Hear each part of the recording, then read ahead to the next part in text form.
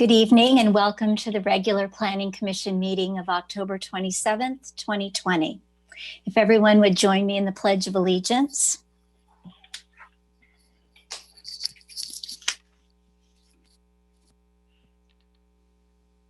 I pledge allegiance to the flag of the United States of America and to the republic for which it stands, one nation, under God, indivisible, with liberty and justice for all.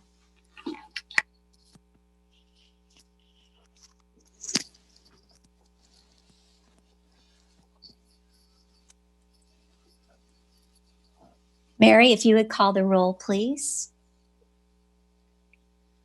Yes. Commissioner Mallory? Present. Commissioner Maldonado? Present. Commissioner Ebnetter? Present. Commissioner Williams? Present. Commissioner Etheridge is excused. Thank you. I'd like to start off with reading a reminder to everyone. Due to the physical distancing protocols in place at this time, we continue to encourage public participation remotely. Information on how to provide public comment is explained at the bottom of the published agenda. There are two ways to participate. Join the Zoom meeting by clicking on the link at the top of the agenda. Use the Raise Your Hand button to be called on at the appropriate time. Phone-in participation can be done by calling 408-638-0968 with the conference ID number 825-3139-7663, and the passcode is 032712. When the item of interest is opened for consideration, press star 9 to raise your hand to be called on. When called upon, press star 6 to unmute, state your name, and provide your comments. These options for public comment will remain available until I close the public comment period for that specific item. First item on the agenda is our consent calendar, where we're going to approve the minutes of the Planning Commission meeting of September 10th, 2020. Do any commissioners have any questions or comments on the minutes? Seeing none, is there a motion to approve the minutes? Make a motion to approve the September 10th minutes. Is there a second? I'll second that. All those in favor on a roll call vote, please. So, Commissioner Mallory? Aye. Yes, sorry. Aye. Sorry about that. Commissioner Maldonado? Aye. Commissioner Ebnetter? Aye. Commissioner Williams? Aye. And Commissioner Etheridge is excused. So I do have one question. I'm sorry. I just saw this right now. On the bottom of the minutes, it says approved by Mike Etheridge, Commission Chair. Should that be Ellen Mallory? Yes, it should be that. Sorry. So we'll make that change. Okay. Thank you. Thank you for that, Ramiro. We will now open our public comment period for those wishing to speak on topics not on our agenda. During the public comment period, members of the public may speak on general items of interest within the Commission's jurisdiction that are not on the agenda. Each member of the public may speak for a maximum of 3 minutes, with a maximum of 15 minutes for the entire public comment period. The Commission shall not act on or discuss any matters raised during the public comment period, which are not on the agenda, but shall refer such matters to staff for review and or request such matters be placed on a future agenda. So the public comment period is now open. Are there any callers?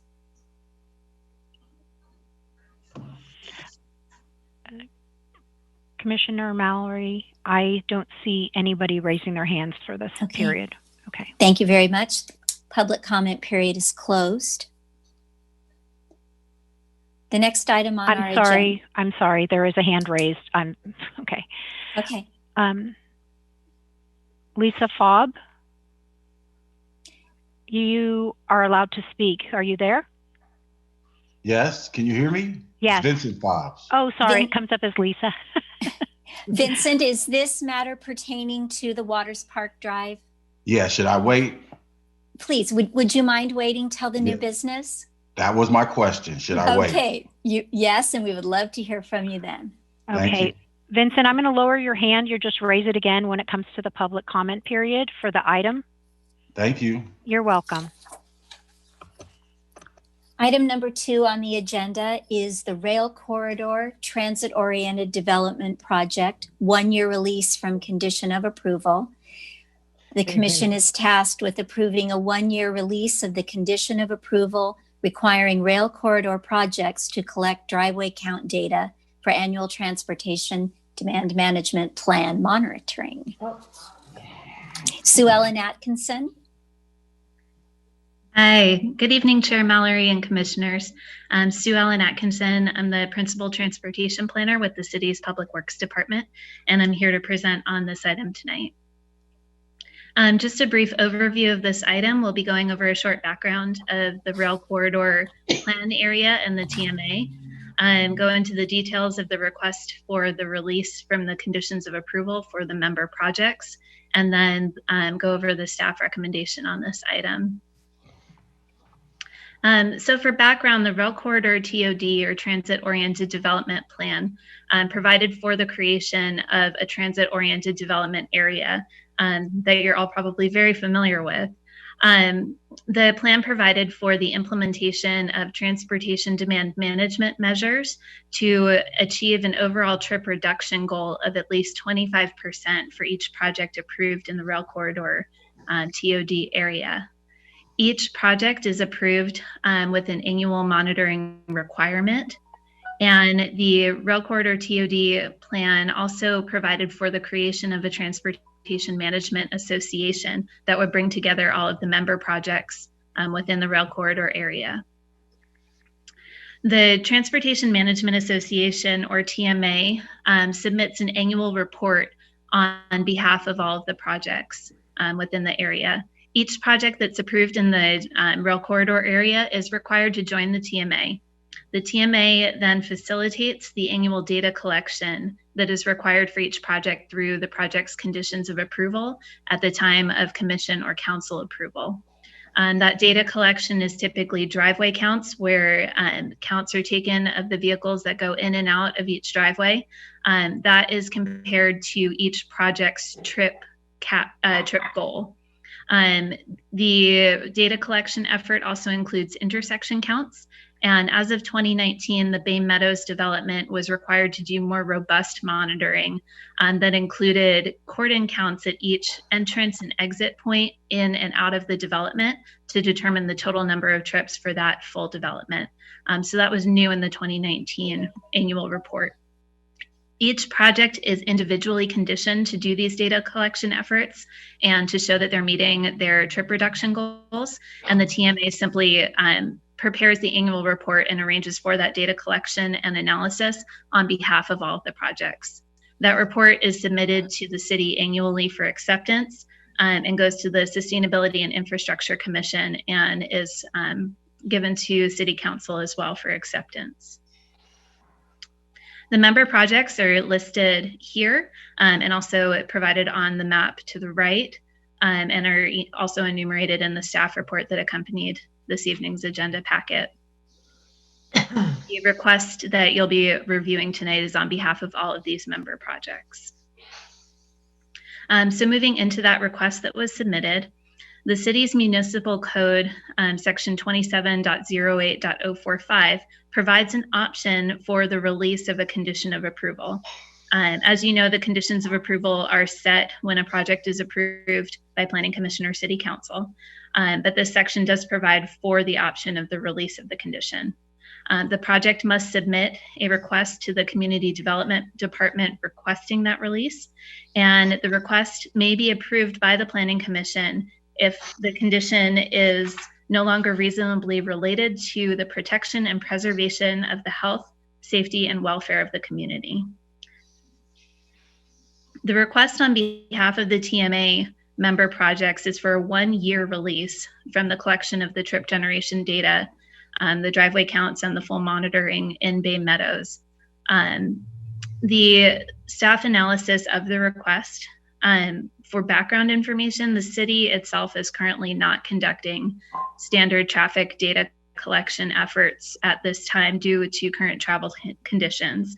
As we are aware, traffic is much different now during the COVID-19 pandemic than even last year. Schools are not operating as they normally do, so our traffic patterns are simply not typical. Any data collection that would occur right now would not be demonstrative of normal operations and would be considered inaccurate. If the data collection were done for the TMA annual report, the data collected would not be considered valid for analysis or to assess compliance with their trip generation goals, trip reduction goals, because of the inaccuracy of the data. Instead, the TMA requests the 1-year release from this condition on behalf of all of the member projects and suggests that they would submit a qualitative annual report detailing the current travel behaviors and TDM measures that are in place at this time. So staff's recommendation to the Planning Commission is that the Planning Commission approve a 1-year release of the condition of approval requiring rail corridor projects to collect driveway count data for the annual transportation demand management plan monitoring. That concludes staff presentation. I'm available for any questions, and we also have John Ford, who is the Rail Corridor TMA Executive Director, available if there are more specific TMA questions. Thank you, Sue Ellen. Sue, yes, I do. Go ahead, Ramiro.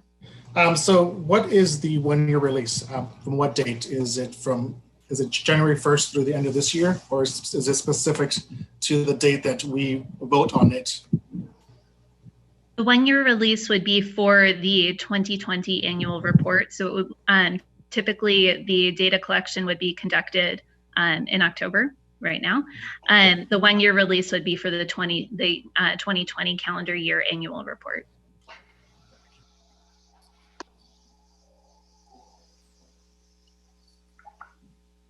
Does anyone else have any questions? Yes, I do. Margaret? Maybe, I don't know if this is a dumb question, but what is the purpose? Well, it's kind of a 2-part question. What is the purpose of the data collection since the projects are completed? And, I guess what I'm really getting at is what are the ramifications of whatever the results are? In other words, like if the results were something unexpected, would there be modifications to traffic routing in the area?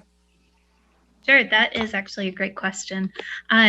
Each project, when it's approved, has a trip reduction goal that is set in their conditions of approval, and that translates to a maximum number of trips. They have a short-term goal and a long-term goal. All of the projects are currently under the short-term goal.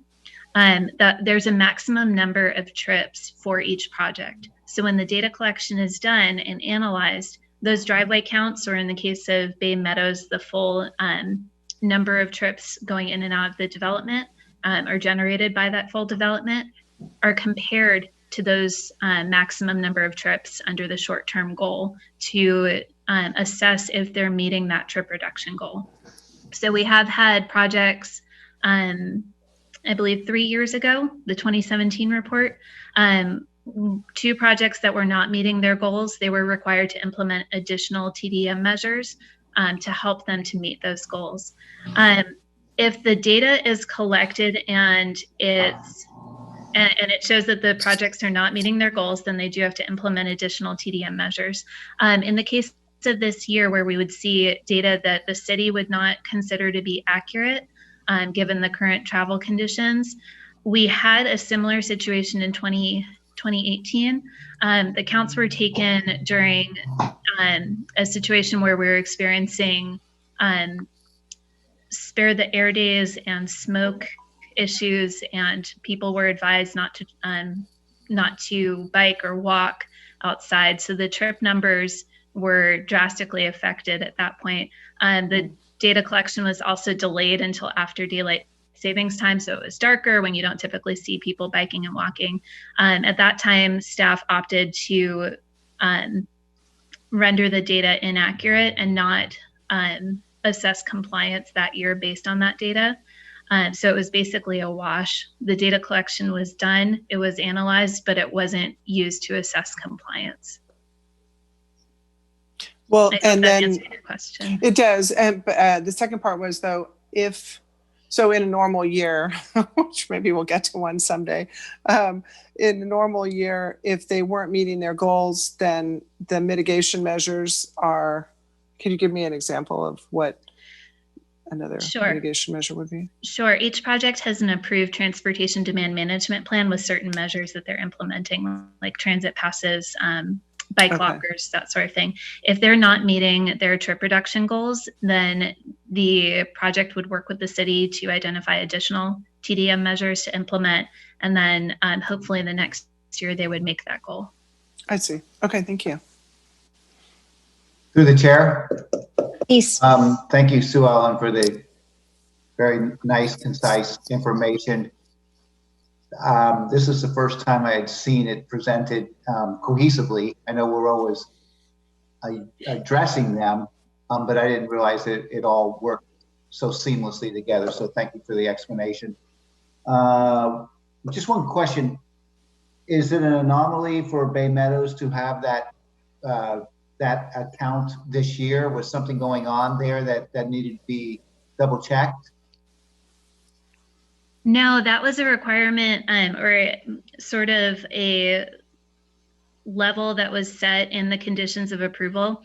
And at the time when the development in Bay Meadows was robust enough that it was estimated to exceed a certain number of trips, at that point from then forward, Bay Meadows had to do the full monitoring effort of assessing vehicle trips in and out of the development to determine the full trip generation. Because Bay Meadows is residential in nature, has a lot of different driveways for single family homes or clusters of homes. Driveway counts would not be accurate for that development. So it was basically a threshold that was set in the conditions of approval. Once exceeded, every year they have to do that full monitoring. So they will be doing it every year or no? They will be doing it every year. Oh, okay. Thank you. You're welcome. Any other clarifying questions? Mary, do we have any callers? We do not. Okay, that said, do the commissioners want to have any discussion on this item or have any comments before we make a motion? I do not. Okay. Not either. Okay, is there a motion to approve the one-year release? I motion that we approve the one-year release. Second? I'll second it.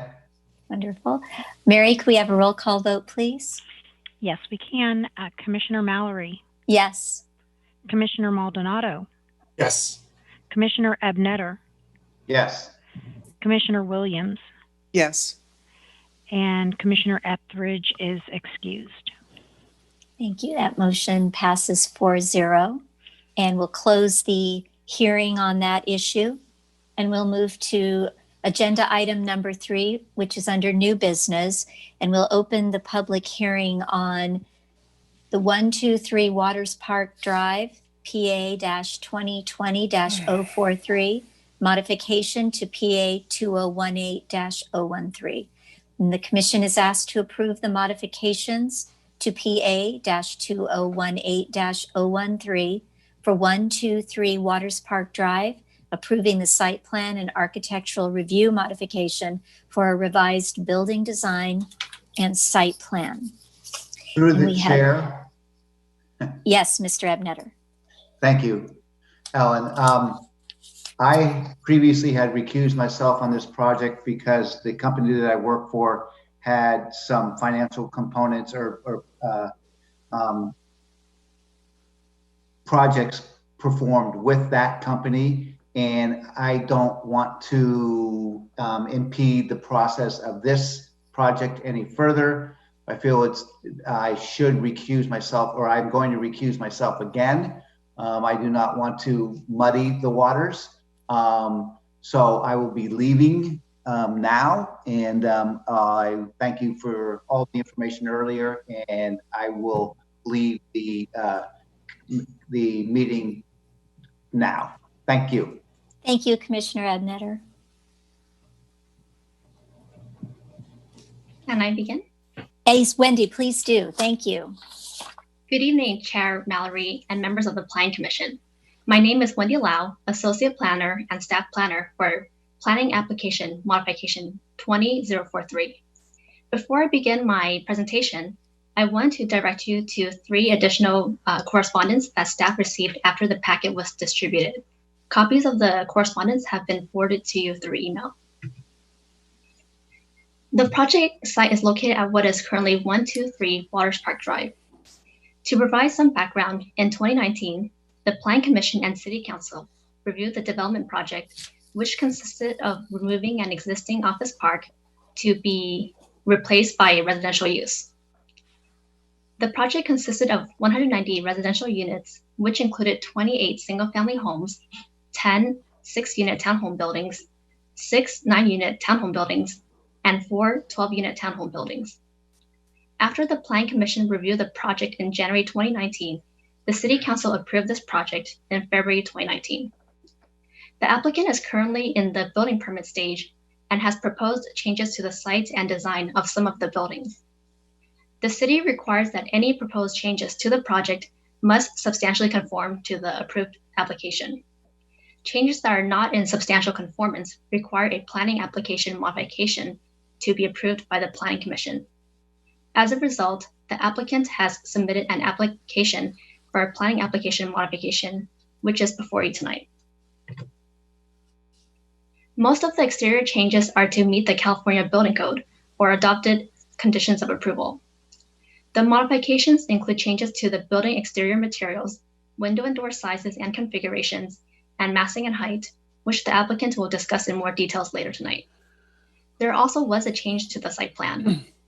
Because the trash enclosure was relocated from the southwest corner near the neighbors to the northwest corner near the creek, as requested by the neighbors, the Planning Commission, and City Council in 2019, one of the townhome units had to be removed. As a result, the applicant is seeking to replace the loss of the townhome unit with a new detached unit, which essentially creates a 3-way swap. This detached unit would look similar to the other single-family homes and would also maintain a rear yard setback of 15 feet to the adjacent neighbors. The total number of dwelling units would remain the same at 190 units as originally approved. Staff also wanted to clarify that the original 28 single-family homes are not included in tonight's scope of work because those were already determined to be in substantial conformance to what the city approved in 2019. Here is an image of the new site plan enlarged. As you can see, the 28 single-family homes in yellow are grayed out and not in the scope of work for tonight because those were determined to be in substantial conformance. However, the scope of work for the pay mod does extend to the townhomes and the 1 detached unit, since those are there are proposed changes there. On the screen is a summary of the key proposed changes. The lot size would remain the same at 11.12 acres. And overall, the floor area for the buildings would increase from 434,466 square feet to 435,725 square feet, which is an increase of 1,256 square feet, or 0.002%. This would result in a slight increase in the floor area ratio from 0.896 to 0.899. It should be noted that the maximum level floor area for the site is 0.85. However, because this is a state density bonus project where the project will still be providing 19 below market rate units, the project was allowed to obtain an increase in the floor area ratio as a density bonus incentive. On the screen is an example of an exterior change for the 6-unit townhome buildings, also known as the townhome or SLATE buildings. You can see minor changes to the windows, doors, awnings, and exterior materials. For this building, it's worth noting that the building height was actually decreased from 31 feet 9 inches to 30 feet 7 inches. And here's the rendering of the new 6-unit townhome buildings. There are mainly 2 styles proposed for this floor plan, which is why there are 2 different colors or materials shown. On the screen now is an example of an exterior change for the 9-unit townhome buildings, also known as the BLOCKSICOBALT buildings. Again, you can see changes to the windows, doors, awning, and exterior materials. For this building, the building height was reduced from 44 feet to 43 feet 5 inches. And here is the rendering of the 9-unit townhome building. On the screen now is an example of an exterior change for the 12-unit buildings, also known as the Rose or Indigo buildings. Again, you can see changes to the windows, doors, and awnings. For this building, the building height was reduced from 44 feet to 42 feet 3.25 inches. And here's the rendering for the 12-unit building. Tonight, staff would like the Commission to address the following issues for the planning application modification. The Commission tonight may discuss the design changes, such as exterior materials used and location of windows or doors. It would also be helpful if the Planning Commission confirmed the location of the trash enclosure and the switch of the townhome unit with the single-family dwelling in order to facilitate the relocation of the trash enclosure. Staff has analyzed the project and determined that it is in conformance with the Municipal Code, General Plan, and Multifamily Design Guidelines. Staff recommends approval of PA 20043 for the modifications to PA 2018-013 for 123 Wars Park Drive, approving the site plan and architectural review modification for a revised building design and site plan. And with that, I will turn this presentation over to Aaron Agnon, our planning manager. Thanks, Wendy, and thank you and good evening, Planning Commission. Aaron Agnon, I am the contract planning manager. The Planning Commission, as well as staff, received a number of emails of concern over the past few days, and honestly, there are a fraction of the concerns that we have heard from the neighborhood over the last 2 months since construction started on the site. So they really fall into 4 buckets. The first is dust issues, vibration issues related to construction equipment on the site, vibrating nearby homes, overall construction noise that's really compounded by people being at home more than they usually would be because of COVID, as well as rodents. Now, those are extremely important concerns, and at any public hearing, the residents should express their concerns during the public comment period. And honestly, if I were in their shoes and I had those type of concerns, I would use this meeting as an opportunity to express those concerns.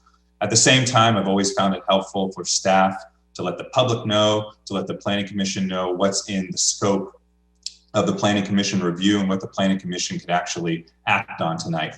So what is in the scope is what Wendy explained in her presentation. Really design-related issues, some modifications they're making to design, as well as confirmation of allowing the garbage to move to a new location, as well as in order to move that garbage in a new location, facilitating it by swapping out a townhome with a single-family home. That wasn't confirmed during the city council meeting, so we're using this opportunity here to confirm that change. The Planning Commission does not have any authority tonight, though, to undo the past approval, to make modifications to conditions of approval or add conditions of approval related to the previous project, and cannot stop construction on the site. But what we could certainly do is listen tonight to the concerns that we hear from residents. Staff will listen tonight. We have our building official here as well. And any concerns that we hear that are outside the scope of the Planning Commission review, staff will follow up with residents on an individual basis over the coming week to make sure that those are addressed. So I just thought it would be helpful to frame that as we go into the Planning Commission discussion. Thank you. Thank you, Wendy, for your presentation. And Aaron, thank you for that clarification on what we are actually addressing tonight. Are there any questions from our 2 planning commissioners on what we've heard tonight from Wendy? And then I was thinking that we would then open it up to calls from the public, and then we can come back for a discussion of the issue at hand. How does that sound? I agree, Ellen. Are we going to have the developer able to do their presentation before public comment, or is that after public comment? Thank you for that. We can do it right now. I'm sorry, what was that? So Ramiro suggested that we have the developer give a presentation before we go further. Okay, because I do have a couple of clarification questions, but I can wait. Would you like to ask those of Wendy right now? Why don't we do that while her presentation is fresh?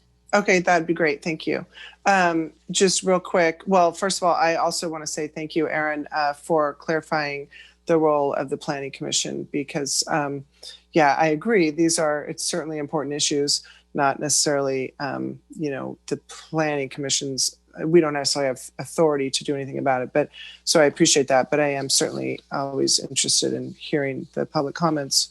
But my question is about where the project is. I just wanted to get a clarification of that. So I know that some construction has started from what we're hearing and from what I think from what I've seen. I guess it's demolition. So I'm assuming there was a separate demolition permit, and that you're still the applicant is still in the process of getting a building permit finalized. Is that correct? That is correct. So there's demolition work, site preparation work. So, moving dirt, utilities, prepping things, utility prepping, but not the building permit, the construction permit is not going on yet.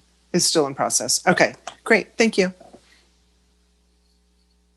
Was that it, Margaret? Yeah, that's it for now. Okay, terrific. Do we have a developer presentation?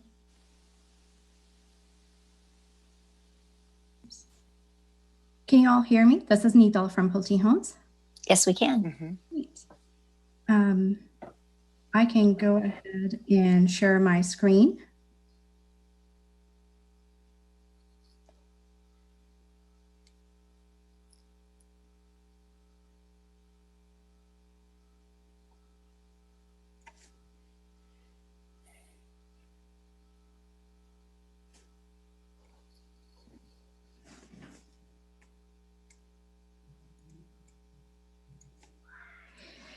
Good evening, commissioners. Thank you for allowing us the opportunity to present our project again.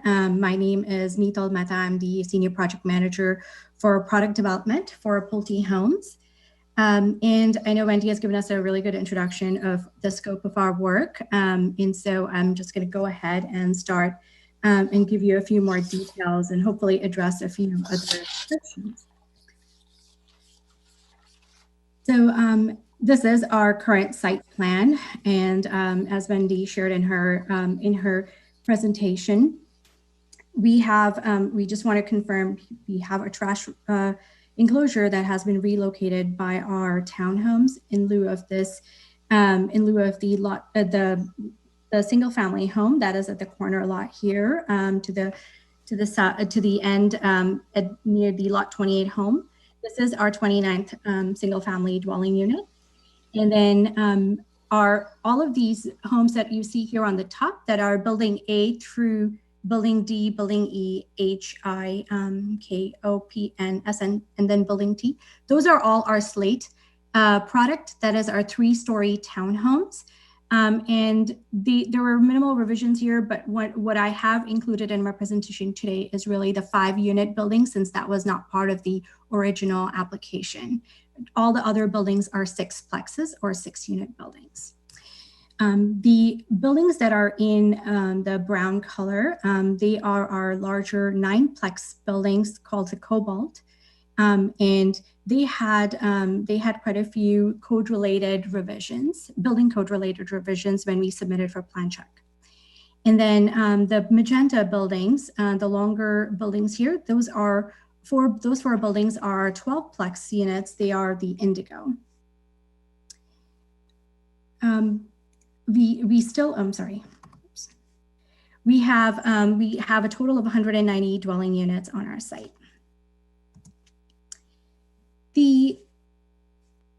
I'm sorry, I'm just trying to move my cursor down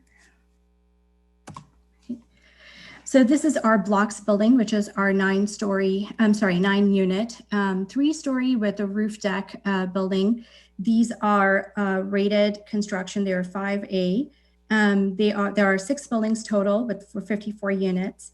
The units are all served by their individual private garage, and they have the units that are on the top level here have their own private roof deck, and there is also a common roof deck.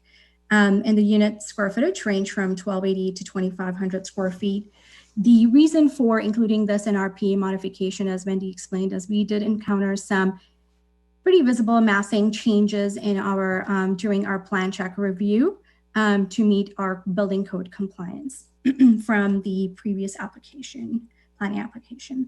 The current status of our building of the plans in building plan review is that our building, the building and fire and other disciplines have approved, and we were really waiting on the PA modification hearing for hopefully getting our final approval. Here is the floor plans, and so the next couple of slides are going to be the floor plans of this building. And so I just highlighted a few of the relevant revisions from the original planning application to the current one. The before image is what was in the original planning application. As you can see here, one of the larger changes to this building that involved massing change was really related to exiting.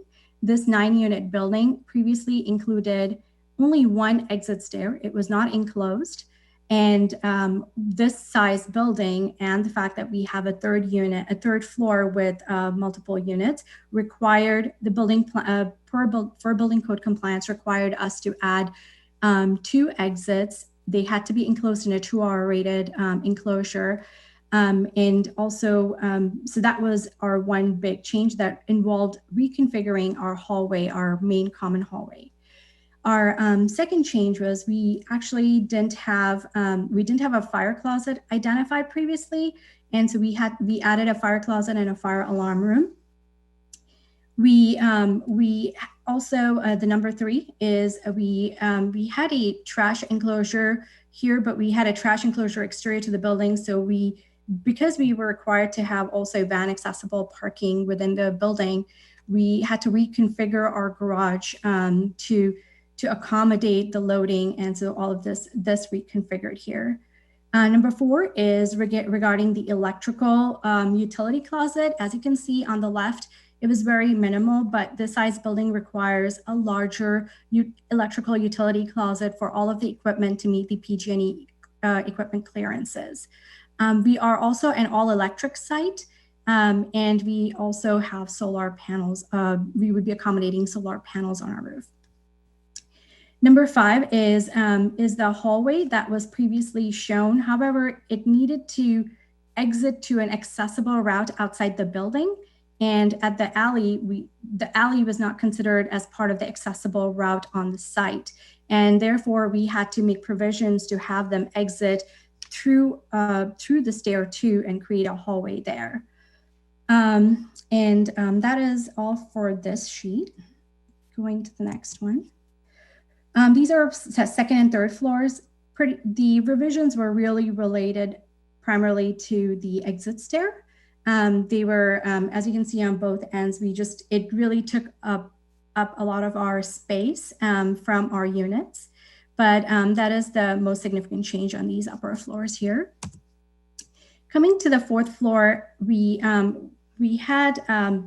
the one that I've highlighted here is really, again, our common hallway and path of exiting.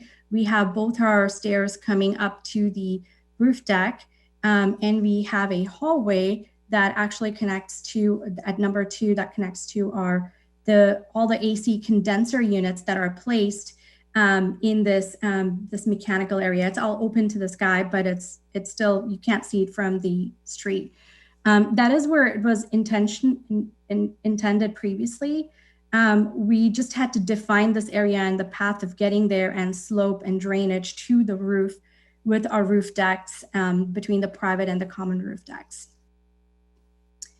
That is our plans. Now, translating that to our elevations, the number one, as you see here, is our exit stairs. This tall massing that you see that was previously just all glass was added to as part of our stair enclosure. The window here is part of the bedroom or the unit that was that is next to the stair enclosure. It's in the bathroom, and so the window is slightly smaller, but we tried our best to accommodate additional windows for our meeting that we had with planning last year when we started design. And so these are revisions that you are seeing here on the right are based on some of those discussions and direction provided to us by planning. And this is our current roof deck entry into our common roof deck. The number 3 here, this is our fire closet, and then here is our extended utility closet. And if you see here before, it's there along the same lines. There isn't that much of a change in the exterior on the sides, but just wanted to point those out for our plan. I did want to share that previously the application did not include like a parapet above at the roof deck above the 4th floor area, and we needed to have that as part of our roof drainage and slope, as well as to house our solar panels. I did also, wanted to mention one more item here at regarding number 6, which was the removal of canopy or awnings at the 2nd floor windows. So we had tried to accommodate our awnings on all our windows as previously intended, but at the 2nd floor, it was conflicting with the ladder pad locations that are required at the bedroom windows, at the egress windows at our bedrooms. And it had to do with the ladder leaning against a canopy that was not sturdy enough or to reach the window. And so I have a diagram for it later to share in case just to clarify that. But that was one of the reasons to remove just those canopies as necessary on the 2nd floor, but we have maintained them all around on the 3rd floor.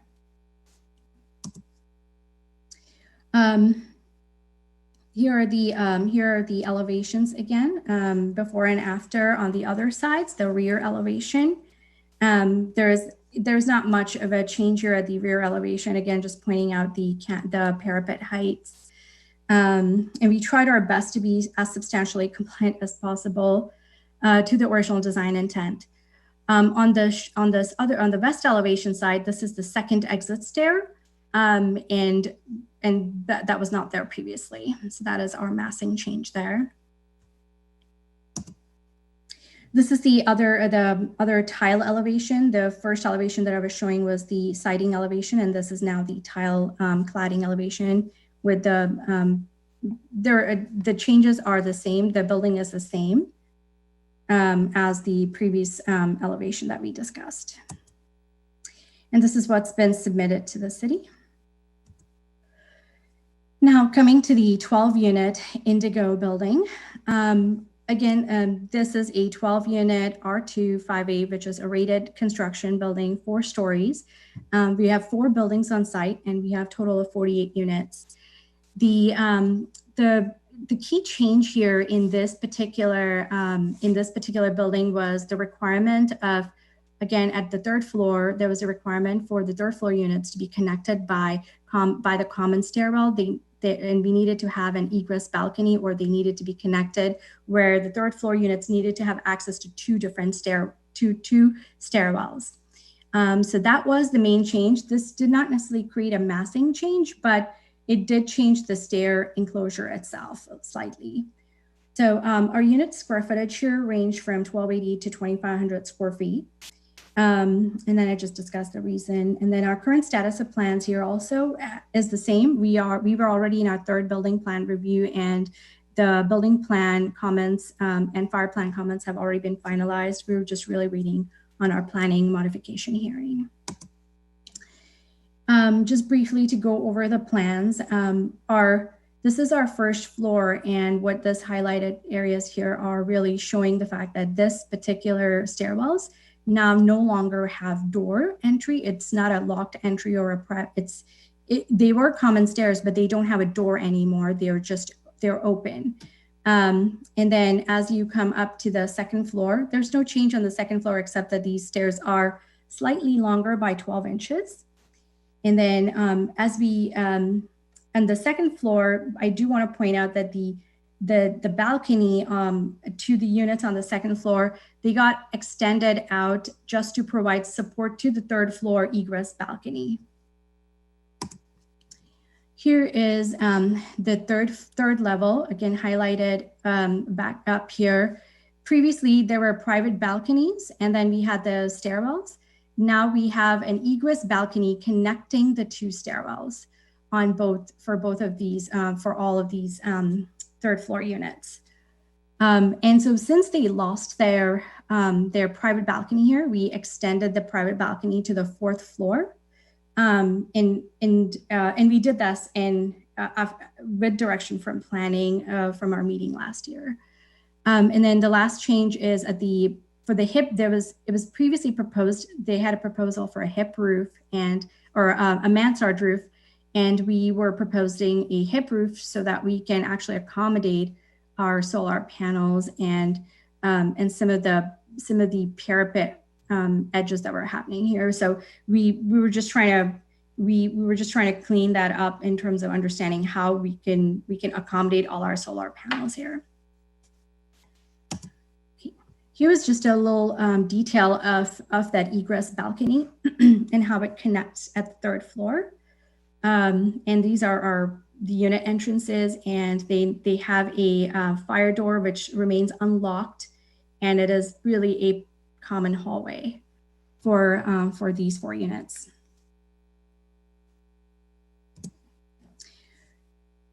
Here are our before and after elevations. So as you can see, I didn't highlight everything because primarily our changes were really relating to our stair, where we had to create these large openings to meet the open stair requirements. And the reason it's open stair is because we were really limited to our footprint. We could not extend and provide clearances, which is the reason for it being an open stairwell. We also have our AC units on the ground. The previous application did not really show where the AC units, condenser units, were to be accommodated. We have them here, and we want to mention that they are screened appropriately as required by the conditions. This is the unit. This is also the building that actually has a reduction in our plate height at the third floor. And the reason for that is it reduced from 10'9" to 9'1", and it's because of the stairs, the common exit stairs that pushed into our plans and really took away the room for our interior stairs to get up to the fourth floor. Therefore, we had to reduce our plate height because we didn't have enough room. Due to this, we lost the height, and we had to remove our bottom and upper transoms at these areas wherever they were shown on the sites. Here is the rear elevation and the opposite side. Here, the main focus I just wanted to point out is in the center at the rear elevation. The canopy that was shown previously, and it still looks the same, it's just was calling out for metal canopy or trellis, I'm sorry.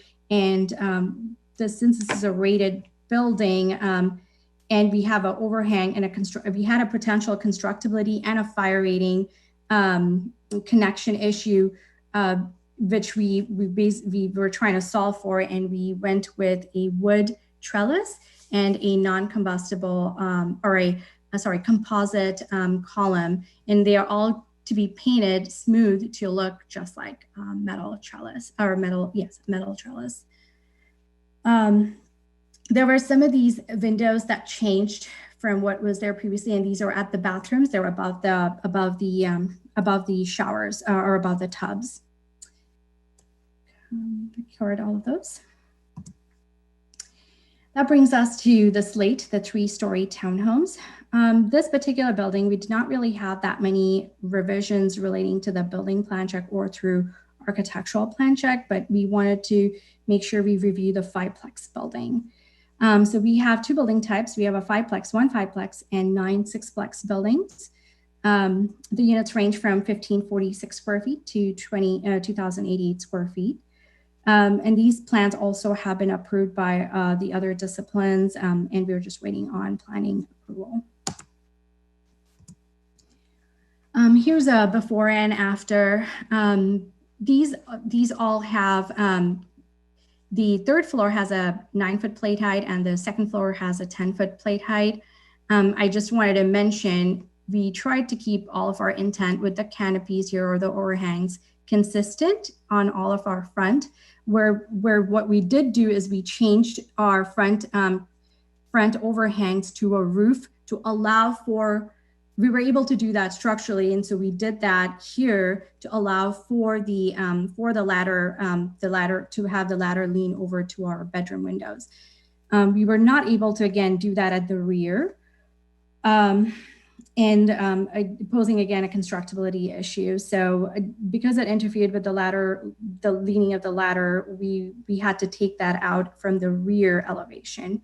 But besides that, we were just trying to, we just had minor window configuration changes where we have, and they were just really relating, not necessarily change in size, but they were more of operable windows versus fixed windows, and trying to stay with the intended geometry and alignment with the sliding panels, sliding doors below. So they were minor. The one other thing I would like to point out is the transoms here. Again, if we were trying to do both the transoms above and below, we were running into, again, height limitations in height, and we're not able to accommodate both or some of them. So we actually have in some areas we have had to remove them, and then wherever we could, we have accommodated them. Here is the other elevation style for the 6-plex, and then this is the 5-plex building. The 5-plex building basically has 1 less unit C. But besides that, everything else is really consistent with the 6-plex buildings. And here is the elevation, the front and rears rendered all for this elevation or for this building. And then now coming to the lot 28, single family home, the second single family home on lot 28, which is our 29th single family home, and but it's on a lot 28 plan too. There are no changes here to the plans. We're just showing this to just as it's part of our PMOD, just what we're proposing there. This is our plan 2 farmhouse from our single family home lineup. And then this was an exhibit of just the ladder, how it needs to angle and access our bedroom windows, and how at some points we're able to make it into a roof, and where we're removing those consistently. And just to give you an idea. But that brings me to the end of our developer presentation, and I'm happy to answer any questions. Thank you very much. Did I stop sharing? That would be great. Thank you. Okay, commissioners, do you have questions right now to ask of the developer? I'll wait after public comment to ask my questions. Okay, Margaret, you're happy to wait? Okay, sure. Okay. All right. Mary, do we have people ready to speak on the public comment? We do. So our first speaker is Loriana Seja Diaz. Please, Loriana, if you could unmute yourself and you can speak. Hi, good evening to all the commissioners tonight. I thank you for your time. Mine is more of a comment, and I've gone ahead and written it out so it can be quick and concise so that we can all have some time tonight. And then I would like to have it recorded at tonight's meeting. So I will send a copy of what I'll read to the city clerk's office to make sure that it does become part of tonight's minutes. My name is Loriana Sajadias. I'm a constituent and homeowner at 1327 Adrian Avenue. And I am on the property line, a neighbor of the development at 123 Waters Park Drive in San Mateo. This will be my third official statement to the city of San Mateo of my concerns with this development. And as previously stated, I do not expect you to do anything, but this should go down as another official concern and I guess complaint. The nuisance is clear and it's well established. There is constant land vibrations, physical and mental damage. The noise and air pollution are a big concern, and all of this is being caused by the construction of Pulte Homes, also known as 190 Project at 123 Waters Park. This situation has passed on to more seriousness. This is a public nuisance that is affecting at the same time an entire neighborhood.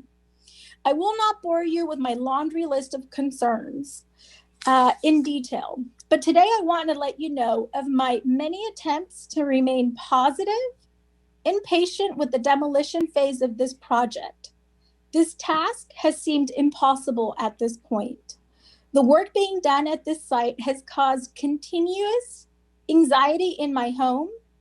Both my children, one in grammar school and my oldest in high school, live with a daily anxiety of all the vibrations that we endure Monday through Saturday. They wake up with nightmares because the rooms shake, the walls shake. We live in a constant earthquake. During the day, the vibrations cause everyone to have stomach aches and suffer from nausea. Some days are good, but others are not so much. Beyond the emotional angst that this situation causes, my property has also suffered tremendous damage, and the structural integrity is in question, as we would all have of our homes during any earthquake situation. And please note, one earthquake, not the several earthquakes that occur on a daily basis since the beginning of this project. I have several cracks in both the interior and exterior of my property. The crown molding has cracked away from the wall, which is obvious. There's the walls are torquing here. The wood floors have loosened throughout my home. The rodent infestation is on the border of a health concern. Weekly, if not more often, at least a dozen foot-long rodents are removed from the traps set upon the property line. I want to make sure that we're all hearing this, and that as the Planning Commission, although this project hasn't been approved, that you think back at this conversation going forward when you continue to approve these density-tight residences against your already San Mateo constituents. I thank you for your time. Thank you.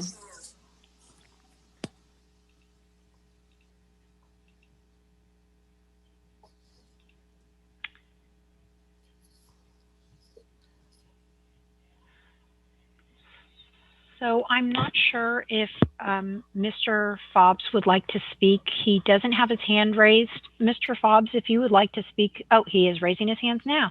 Okay, here we go. All right. Good evening. Good evening. Vincent Fobbs from 1383 Adrian Avenue. I didn't know how the process. I thought they were going to call my name like we used to be at the other meetings.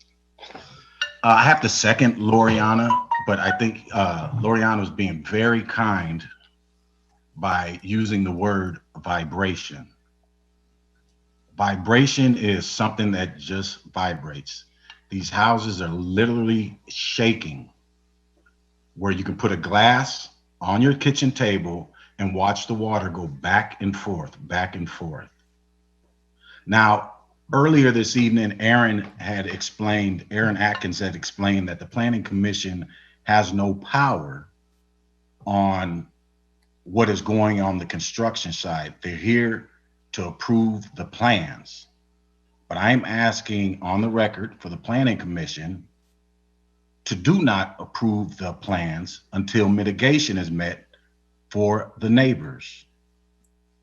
That process, I don't know how it works, but I have to speak out on behalf of some of our neighbors. You have children that are throwing up from nausea, children that are studying from home, can't study from home, that are crying constantly from the shaking.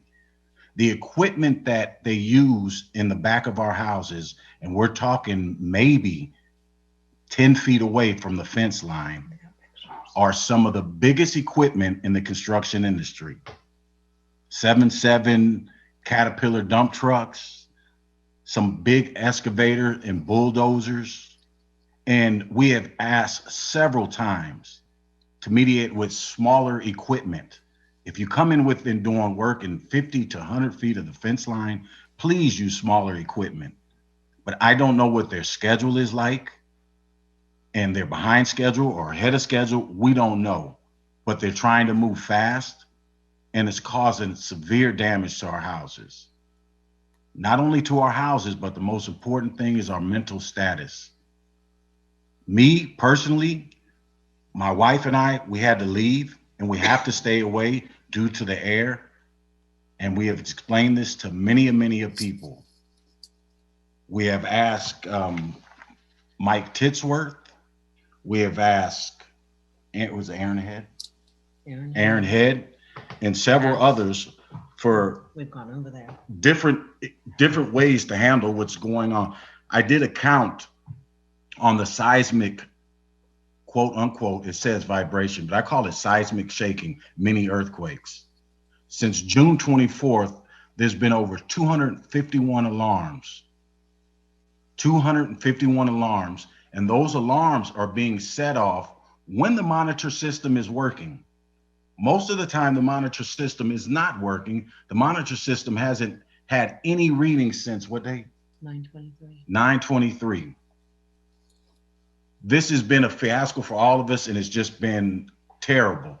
So I'm asking if the Planning Commission would not approve their new plans until they mitigate what issues they have caused us. All we're asking for is a little peace during the day. If you're gonna work towards the fence line, please just use smaller equipment. Quit using the big equipment. I mean, these are off-road dump trucks that they're using. You can't put them on the highway. That's how big they are. They're usually used in quarries to move big rocks. The cover of dirt out they have is higher than our houses. The material sitting in the middle of the field, and most of the time it is not covered. So this is kicking up dust. We're on 5 air purifiers in our house. We run 5 air purifiers constantly 24/7, all day long. We have to run our AC on to keep the air clean in the house. And we have to have a cleaning lady, which we never had, come and clean the dust and dirt out of the house because my wife's severe asthma. This has been a very difficult time for us. And due to the pandemic going on, it's been very hard on a lot of people here. We have asked several times for Pulte to send us the insurance policy. And I have a question to the Planning Commission because I have asked the city, we have asked Pulte, and maybe somebody at the Planning Commission can guide us in the right direction. If you apply for building permits to do this kind of work that they're doing, I am assuming that they have to present to the city and county, not necessarily the Planning Commission, an insurance policy with the whole policy, not just an insurance certificate. We received an insurance certificate, but we have not received an insurance policy that is readable for us to understand if we're covered. we still don't know to this day if the damaged floors in my house, the walls in my house, the walls on the outside of my house, and all of my neighbors' houses are going to be covered. We have been told that, but we have nothing, no policy that says, yes, we're covering you guys. And that would help. Excuse me, Mr. Fobbs, can I ask you to close up your comments? Do what? May I ask you to close your comments? 3 minutes. Oh, I'm over 3 minutes. I'm sorry. I really That's okay. am sorry. That's okay. Go ahead and finish, and then we're going to move on. Okay. And the water trucks. Yeah, the water trucks aren't operating. But that has to do with the dirt. I'm just asking you guys to please take in consideration us. And we asked you once before as the Planning Commission to help us. Maybe you can help us by not permitting this until they mitigate what they're supposed to do, please. Thank you. Thank you.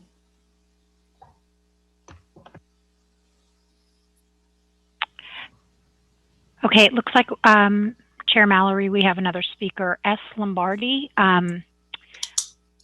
If you will unmute yourself and you can go ahead and speak. You want to speak? Hi, I am Sue Lombardi. My husband is Scott Lombardi. We live at 2304 Elliott Street. I just want you to know that we, as well as some of the other neighbors prior to this meeting, sent pictures to Wendy Lau and the Planning Commission, damages to our home that we asked to be made public for this meeting. And we were told that because of technical difficulty, that's probably not going to happen. I want to bounce off of Vinny and Lisa Fobbs and Loriana. It's been terrible living next to this construction site. The constant vibrations and damages to our home. Like I said, we sent pictures, only a couple. We have many, many more. The noise, the constant beeping of the trucks starting at 7 a.m. These poor children in the neighborhood that are trying to do distant learning, and they have to listen to that, as well as the loud noises, the shaking of the homes. Terrified our dogs. The animals, our dogs, refuse go to go outside because of the noise and the shaking and the beeping. Some of these parents are sitting out in their cars trying to do work because everybody's working from home. We have been to every meeting. We have sent numerous emails about the issues that are happening. And like Vinny said, and Lisa Fobbs says, where's the insurance? We were told by Strata about the how we're going to be covered by the insurance For 5 years. For 5 years after completion of the project, and nobody's coming forward. Nobody's come forward. Thank you, commissioners. I'm Scott Lombardi, and I'll make this brief. I want to follow up on what Vinny had said also, and other neighbors. This has been a nightmare. I try to ignore the damages to my house every day. It's been overwhelming. It's stressful. It's impacting our lives. And when officials make decisions to make approvals for improvements to the city and to progress with also neighbors that have lived here for 25 years plus, and it's all in the understanding of moving forward, making housing for other people, etc. Take in consideration the damages that are happening to the tax-paying citizens of San Mateo. And I honestly, I didn't want to speak about this too much because I try to ignore it. I am watching my house get destroyed. And I haven't heard anything from Pulte. No. Strata promised us, planning department gave us 2 minutes at a commission meeting and dropped the gavel on us and said, you're done. We're moving forward. Think about that. Put yourself in our shoes. Yeah, we challenge any one of you to come live in our home for a week and see what we are going through. You won't want it. And we know you're going to go through with this because that's how you work, and so be it. Hold them accountable. Yeah, but maybe that's all we ask at the elected representatives for this city as taxpayers. Hold them accountable. It's probably time to bring the media into this. That's what I say. Thank you for your time. Thank you. We're done. Thank you very much for your comments. Okay, so would commissioners like to ask any further questions? I'm sorry, before... Ellen, there's one more call, one more commenter that just raised their hand, so I wasn't going to stop you. Okay. No, wonderful. Okay, let's see here. Hi, Marty Jones. If you want to unmute yourself to speak.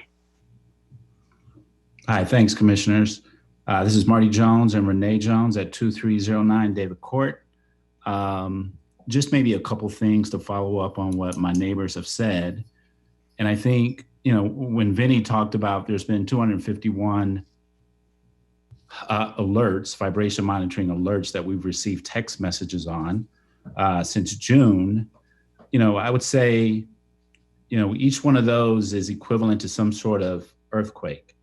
And literally every day, if you can imagine sitting at home and feeling an earthquake. Now imagine that happening for one full year as you work from home, as your family or children are at home working or going to class. We've got, if we take Sunday off, let's say it's 250 earthquakes happening to your house in 1 year. Multiply that by 2, because this is a 2-year project. That's 500 earthquakes every day happening to your home. And so when Scott and Sue talk about the damage that they literally tried to ignore because their house is being destroyed, imagine that in your house, feeling that every day. And understanding how that is affecting your financial investment in property in the city of San Mateo. So we realize that, you know, this may have been one of the first times maybe that this planning commission has heard public comment since the demolition and since some of the, I'll call it construction has begun. But again, we want you to not approve further plans and development until some of these mitigation efforts that Vinny and Loriana have shared have been addressed. The vibration monitoring reports are not complete. There's stipulation that there should be actions, proactive actions taken by Unicon or Pulte to address the vibrations as they occur. There's been yet any substantial change in how they operate. If I look at my text today, there's multiple alerts about vibrations that have occurred. And this vibration system is meant to protect us, but we're not seeing any actions from Pulte in order to remediate or address or change the kind of equipment, the type of construction that they're doing. And so the cracks continue to mount inside and outside of our homes. The noise that starts at 7 o'clock, I don't need an alarm clock. I know when 7 o'clock hits because the beeping of the noise starts from the trucks and the burring of the equipment begins. I've got 2 children in high school who are extremely stressed and full of anxiety, as I am, based on the amount of distress this is causing them. And certainly the health concerns around dust, anxiety, headaches, it's just been unimaginable to be able to go through something like this. So just in wrapping it up, I really want you to understand the consequences, the deep consequences that this commission's actions have, not on us neighbors in this adjacent neighborhood to 190 project, but to other similar projects like this that are planned, and just the effects that it has on the current citizens of San Mateo. Thank you for the time. Thank you for your comments.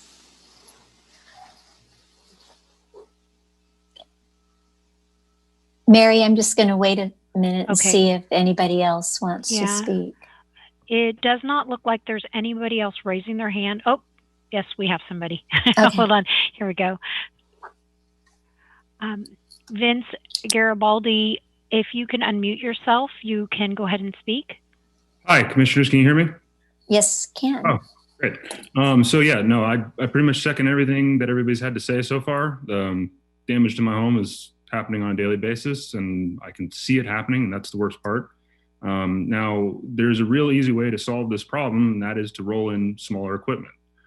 Like Vinny said, like Marty said, everybody, there is an option. You can go to smaller equipment, and the equipment they're using is the biggest equipment in construction. I'm personally involved in construction, and I know how it goes. We do ask the contractor to try to mitigate it, and we do email them and call them and say, hey, can you take a different angle or take a different tactic? And it helps for a little while, but then it goes away after 20 minutes, and we're back to the shaking. I mean, all they have to do is use smaller machines when you're working next to the neighborhood. That's it. I mean, we understand if you want to use them on the far side of the property, but when you're 35 feet away from my home, there is no mitigating 15 tons of moving steel. That's all I have to say. Thank you. Have a good evening. Thank you for coming forward.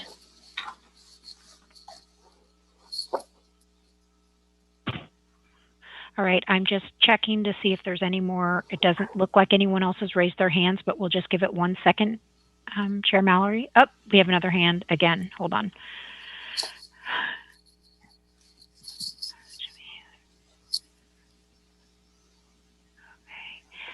Okay, Lisa Fobbs is asking to speak again. Are we allowing that? I think that we're allowing one Okay. family at a time. Okay. All right. So it looks, we'll give it 1 more second, and then we'll see if anyone else raises their hand. It looks like there's no one else. There's no more comments. Okay, then I'll close public comment. Okay, commissioners, let's give our, go back to any additional questions that you might have for Wendy or the applicant. Can Wendy put the discussion items on the screen? Yes, I can do that. Thank you, Wendy. Let me pull up the screen.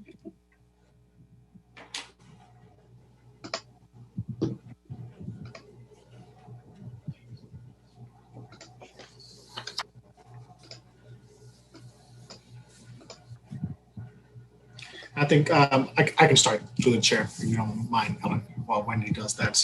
Please do. A question for the applicant. What I was reading was that a majority of the exterior and the interior modifications were due to you changing the stairs, the exit, and the stairs, correct? Sorry, this is Nithal from Pulte Homes.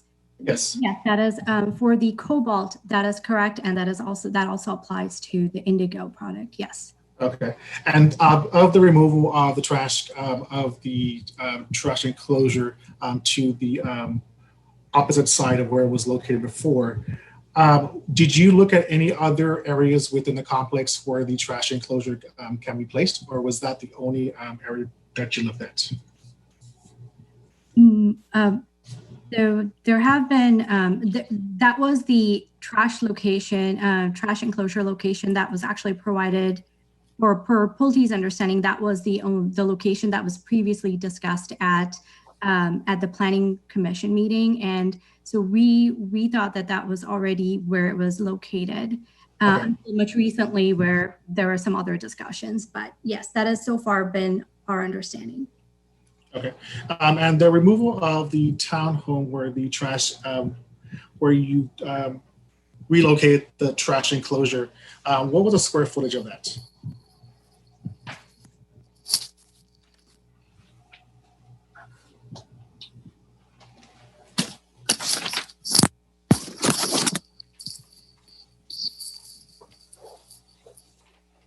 While Needle gets the information to answer that question, the issue on the trash enclosure location is the turning radii for the trash pickup and drop off. So yes, that is the only location that the turning radius will work. Okay, thank you. I have a question. Maybe Erin or Wendy can answer this. Is the current contractor, the current Pulte Homes, currently abiding by the conditions of approval?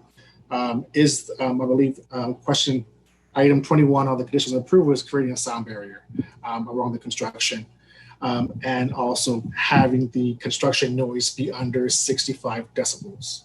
Do we know if they're following that specific aspect of the conditions of approval?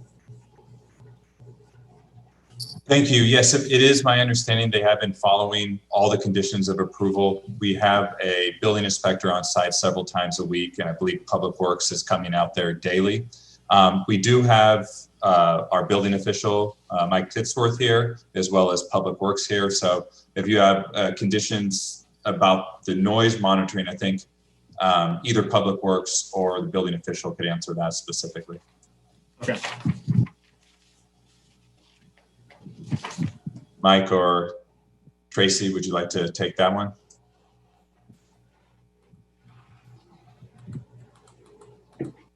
Hello, this is Mike Titsworth. Can you hear me okay? Yes, I can hear you. Yes, we can. Yeah, so they did construct the temporary sound barrier along the adjoining properties. That was done early on in the project a couple months ago. And the decibel levels for construction are allowable in the municipal code up to 90 decibels. So it's not the standard 65. Okay. Okay. All right, thank you for that clarification. And one thing I'd like to add also to that, they actually did start construction without first putting up that sound barrier. Right. They started demolition, and we actually stopped work for a week or two until they got that up. Okay. Thank you for the clarification. That's all the questions I have right now, Chair. Thank you. Margaret?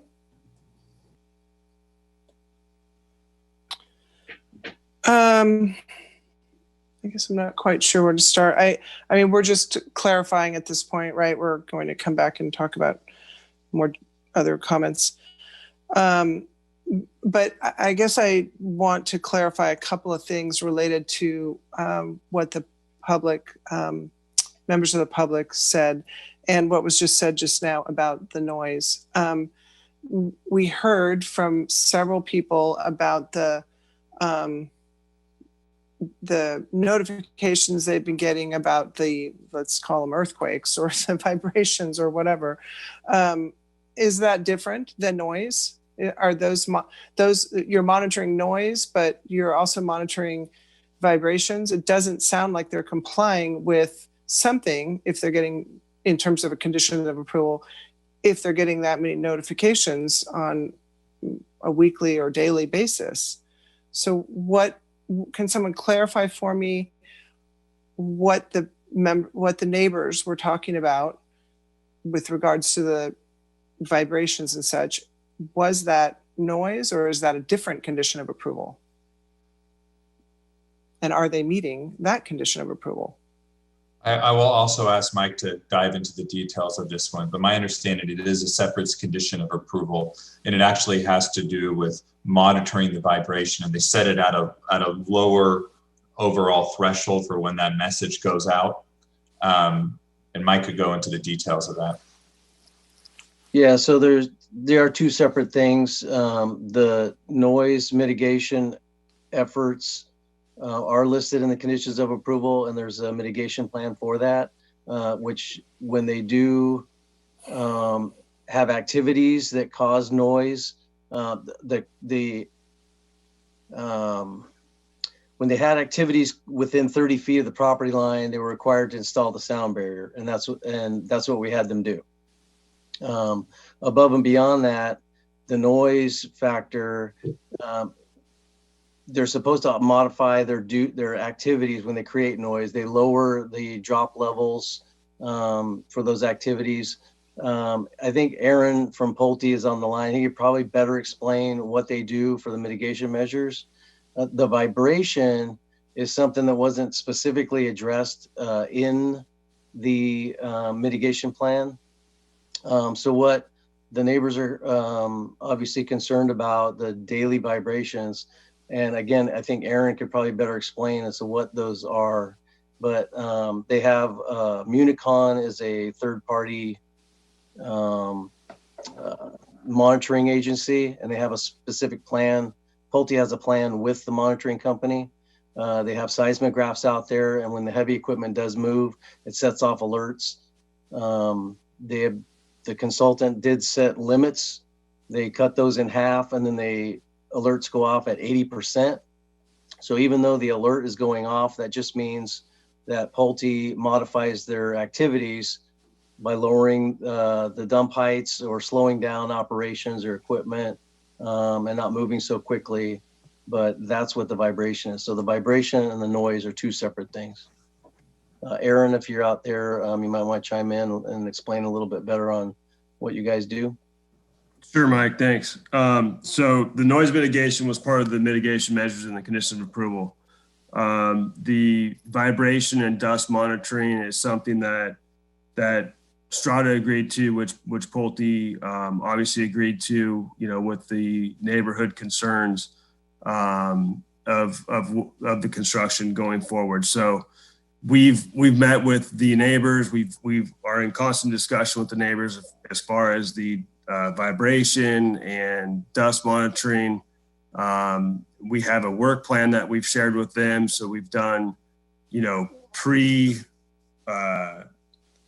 pre-construction inspections on each of these homeowners, property owners adjacent to us that have agreed to the inspections. And then the intent would be, again, which we shared with all the residents, is that adjoined to our property, that we would come back at a certain time when construction was nearing an ending point, which our consultants think is near the paving stages of the project, and then come back in and do an inspection, analyze the damage compared to, the inspection as far as where each of the previous inspections, previous photos and current photos, and then we'd address the issues at that time if there were such.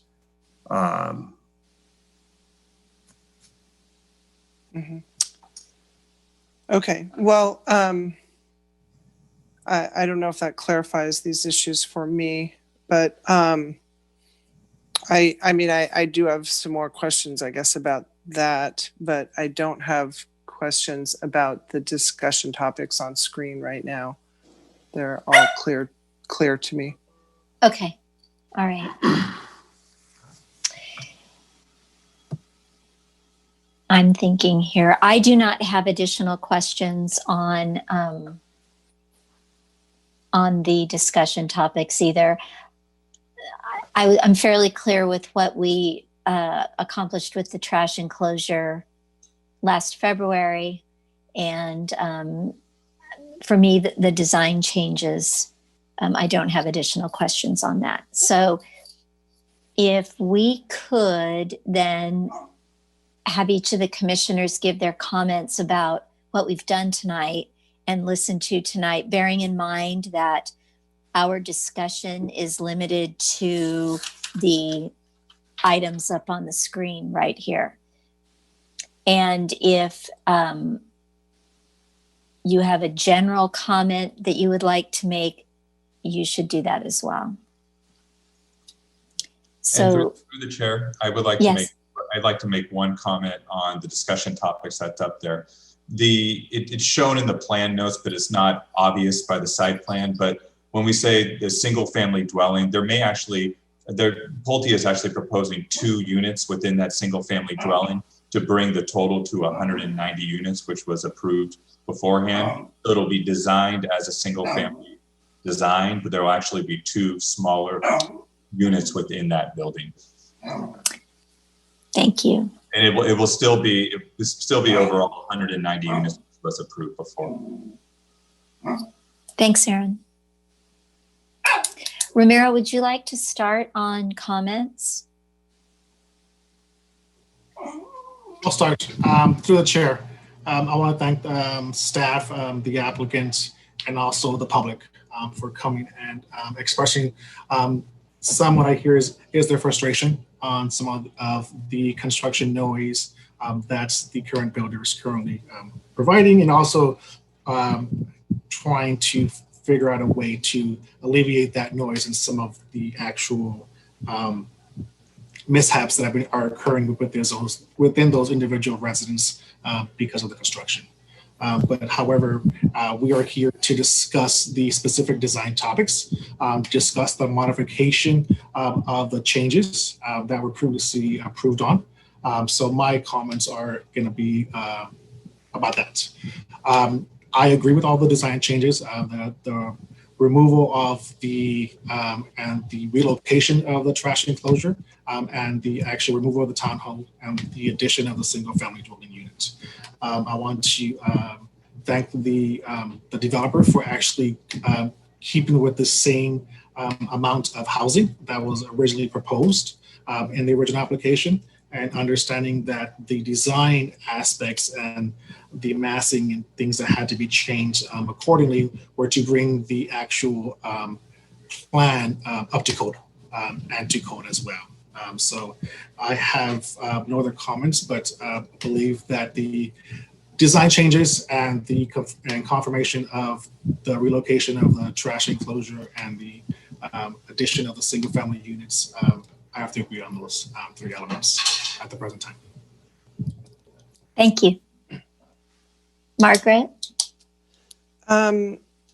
Okay, so I'm going to start by just saying a few words about what we're not supposed to be addressing, something other than the discussion topics on screen. I hear what the neighbors are saying, and I'm trying to put myself in their house or their shoes and thinking about, my investment of my property. And I think this is a serious issue that needs to be addressed by the city. I don't know that it's my place to do it, but I hear that there were 3 rounds of plan check comments within the building department, and I'm assuming that schedule is a big concern.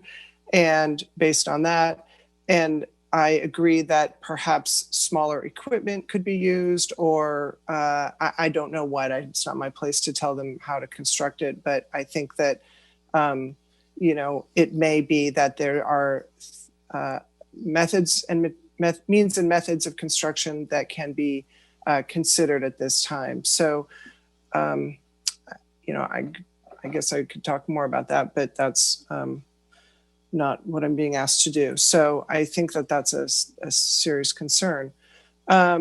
With regards to the discussion topics, I don't have any concerns about them. I think the second exit stair in the, not Indigo, it was the Cobalt, I think. Well, in the unit that required the second stair, that made a lot of sense. I was trying to measure to see if it was 1/3 the diagonal distance, but it looks like it is. So that's all good. That made sense. I think it actually really helped with just some of the exiting, and it seems a little bit cleaner now in terms of the exiting out of the buildings.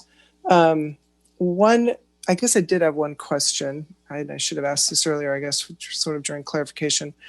But on the Indigo building, there are now the stairs, and then these exit balconies, I think they were called. Yes. Is that what we were calling them? Yeah. Okay. So my question is, do they need to have that door between the balconies as part of an exiting system? Or could they be one? I understand that's probably to create a little bit of privacy for each unit, but it has to be a double acting door so that you can exit in either direction to your stairways, and the door will open in the path of travel, I think, if I'm understanding the drawings correctly. And I'm just wondering why have the door there? Maybe residents wouldn't care about that door. Thank you, Commissioner. Yes, it is a double acting door, and it needs to open, and it swings on both sides. It remains unlocked. We were given the option to not have the door or keep the door. And as a division, when we were looking at it, given those units, living rooms, front, that egress balcony, we just felt from a livability standpoint that it would help. We felt that while that exit path is required for fire life safety, just that maintenance of that perception of privacy would still be maintained with that door. And that is the purpose for having it there. Okay. I mean, I understand. Yeah, it would be a little bit less private to just have the two living rooms open towards each other.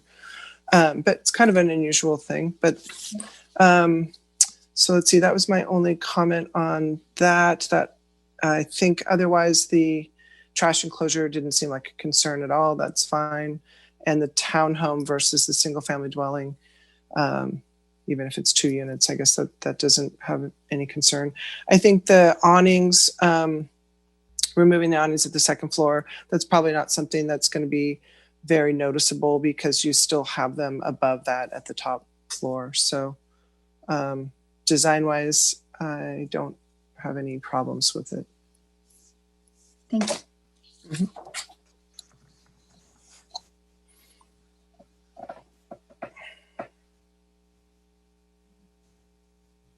Margaret, is that the end of your comments? That is the end. Okay, thank you. So, although the scope of our discussion tonight is very narrow since it's based on the PA, I do feel compelled to say that I am very, very disappointed with what I've seen in the pictures and the videos of what's going on in the job site. And I understand that it is a tight area, but our community deserves the respect of the developer. And I hope that going forward, this project can be respectfully completed and that we can make our residents whole that have been damaged so far by this. So I just wanted to say that. I very much appreciate the residents speaking tonight, and I'm gonna hope that we can make amends here. As far as our discussion topics, as far as the design changes go, most of them were done to be with the building code, and so I completely understand how those work. As I said before, the trash location was something we discussed before, and I know City Council was in support of as well.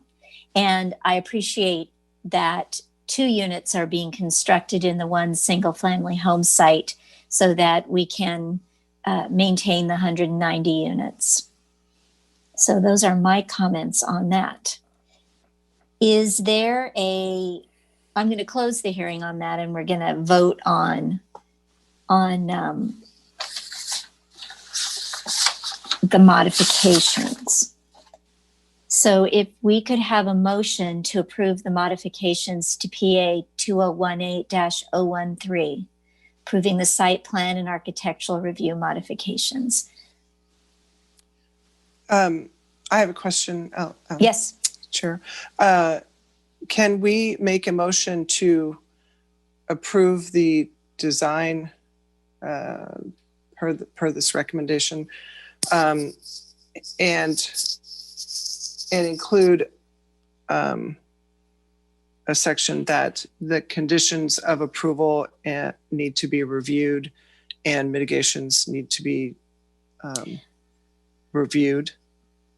I'm going to ask Gabrielle to come in on that. So we can't modify the existing conditions of approval because tonight we're just deciding on the modification. But if the Planning Commission wanted to make a comment to staff to please, follow up on the existing conditions and, find a way to get Pulte and the neighbors working together, that would be fine. Okay. And Gabrielle, it wasn't so much that I wanted to modify the condition of approval, it was more that they need to be reviewed in detail, I guess. But we did hear that had been done. But... Okay. So yeah. Tonight, can we create that recommendation before we vote on this recommendation? Yes. Okay. Is that something that we need to vote on, or is that just verbal recommendation to staff? Either way would be fine. Like each commissioner could make the comment, or if the commission wants to take a vote to make one comment, that would be fine too. If we make one comment, do we all need to vote on that, or is that something that is more of a discussion topic? I think, the point is to get it on the record. And so I think, we don't want to worry too much about form over function. I mean, if the commission has feelings about the public comment that they heard today, each commissioner can either say it separately or the commission can say it as a group, either way. And I don't think a vote is necessary. Okay. How would you like to proceed, commissioners? Would you like to individually say it, or would you like to collectively put forward a recommendation? Could I ask that the screen be changed to where I can see everybody, please? We can bring that back when we come to and we can. Thank you. It's hard to talk to a list of words. So, Ramiro, I know you were just about to say something that you felt strongly about, and Margaret, I know you did too. So, I'd like to maybe say those out loud, and then possibly we could make that as a collective comment. Yes. Would you reiterate, Ramiro, what you were talking about? For the record, I want to see if staff can go back to poetry and to the community to figure out how the sound, the noise can be remedied, and some of the damage to some of the properties can be remedied as well. That's my comment concerning the noise and some of the damage that some of the community has provided for us in some other email correspondence. And I would like to see the vibrations included in that as well. So I have a statement I just jotted down here that I think kind of covers it. Perfect. I recommend that staff work with the developer, contractor, and neighbors to mitigate the construction problems immediately. All encompassing. Exactly. Okay. I mean, I feel like, because I heard a lot of things. I heard vibration concerns. I heard that there's no water truck being used to deal with the dirt. And, we already have bad air going on with the fires now. Now, if they're dealing with dust and dirt, that should be in the conditions of approval, I would think. And there was a few other things too, but those were and I guess the other thing was that's sort of grouped into the construction problems, I guess, was the fact that the neighbors aren't sure what is going to be covered and what is not going to be covered in terms of damage. I mean, I think they addressed that. I forget who was speaking, but the person from the applicant, one of the applicants, addressed that pretty well. This is Aaron at Faulty, yes. Yeah, so I felt like you addressed that because you talked about how I think there was video of homes from before. So you have before and you'll have after. And so that wasn't as much, that is an issue, I'm sure, if you're living in a home. But I think you guys are probably, have a plan in place for that already. But that's why I think my statement should be more general, because I want to cover those various items. Correct. And as staff mentioned, we're very aware of the conditions of approval. We understand them. We've been through them. We are trying to abide by them. We are working with the neighbors as best as possible. We're in constant communication with them. This is an ongoing situation that we're working through. Okay. So should I read I don't know how you want to do that if we each have our own Yeah, statement. Aaron, what would work best for you? Aaron Ackman. Work best in terms of how to, I think, however clearly the Planning Commission wants to provide it is great. I mean, obviously we were listening to, we've heard a lot of these concerns before and we've been actively trying to resolve them, but I think it does help if you want to express those, you know, either line by line or all as one motion. Either way works. Well, I think we'll just do it as a comment, rather than voting on it. I think we are all kind of on the same page here. But you've heard Ramiro, you've heard Margaret, and you've heard me. Is that what you need, or do you need more detail? No, that's fine. I think we heard what you said, and we've heard the neighbors in detail again, which I think was helpful tonight. Yes, it was very helpful. And the applicant has heard them as well. Which yes. Yes. Okay. Thank you. All right. We'll circle back to the motion if everybody's ready for that. Are there any other comments or questions? Okay. So, Wendy, would you put that back up, please?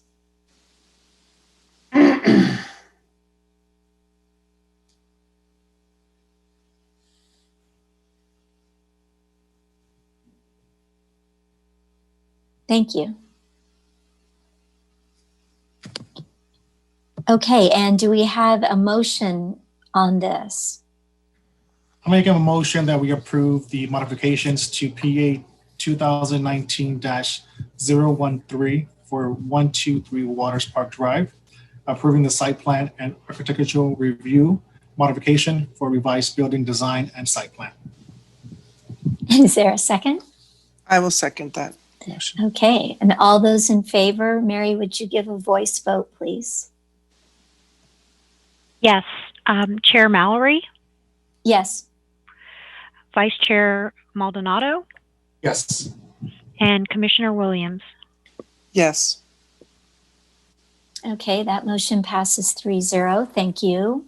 And thank you to the developer for coming and Wendy for your presentation. Agenda item number 4, we are going to table that until we have a full commission. So we'll look forward to that little update at another meeting. Reports and announcements. Good evening once again. First announcement is that the city has hired a permanent planning manager.